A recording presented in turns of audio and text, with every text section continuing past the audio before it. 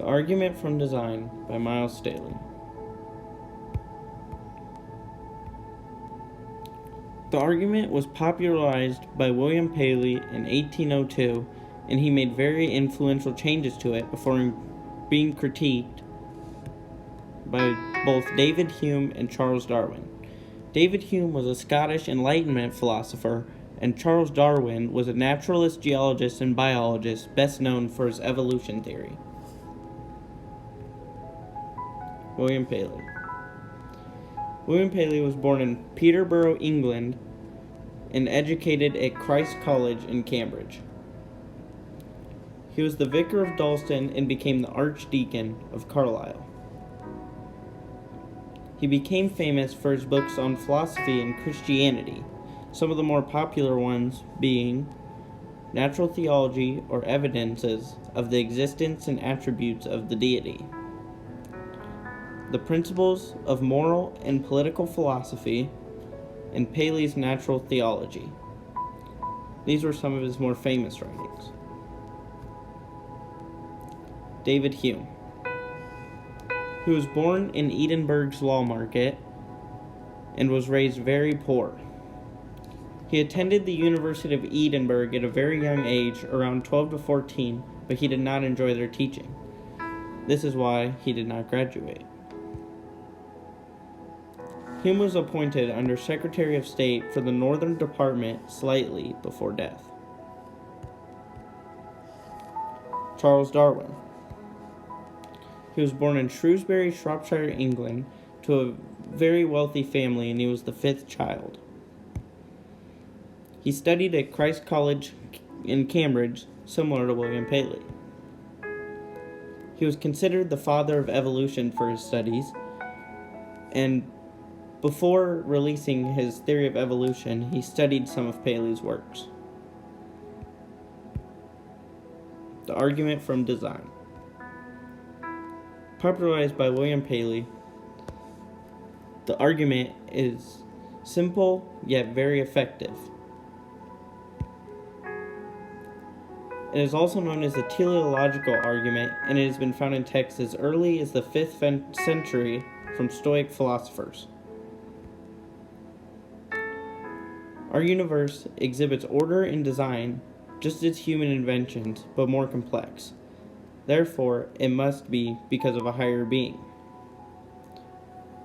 Some of these orders are the sun's cycles, human body mechanisms, and the growth of plants.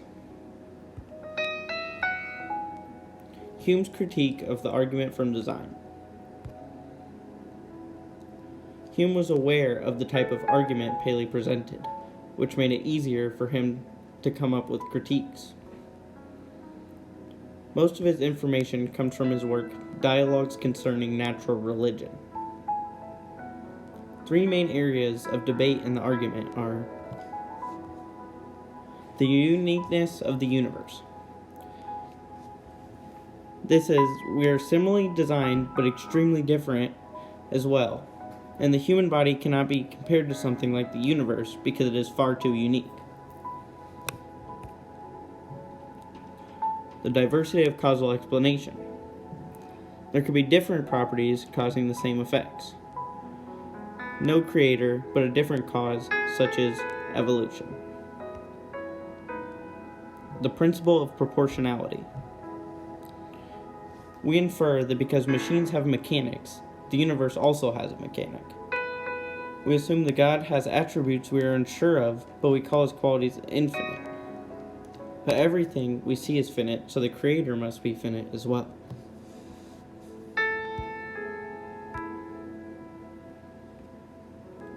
Some of Paley's responses to Hume's critique. Just the function and complexity of our universe implies a maker. The universe is not perfect, but perfection is not necessary to prove a creator. These two do not correlate as well with Hume's critique, but that is because Paley chose to ignore some of Hume's critiques because he could not come up with a response to them. And just by seeing the parts of the universe, one can recognize it has been designed. the presence of law presupposes a lawgiver. Darwin's critiques of the argument from design. He believed in chance rather than purpose being the reason for creation. He also believed species are created over long periods of time without outside forces.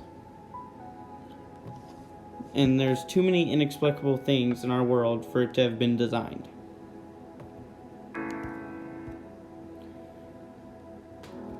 Paley responded to these critiques by saying he believed the universe could not be a result of chance, and no person in their senses could believe this.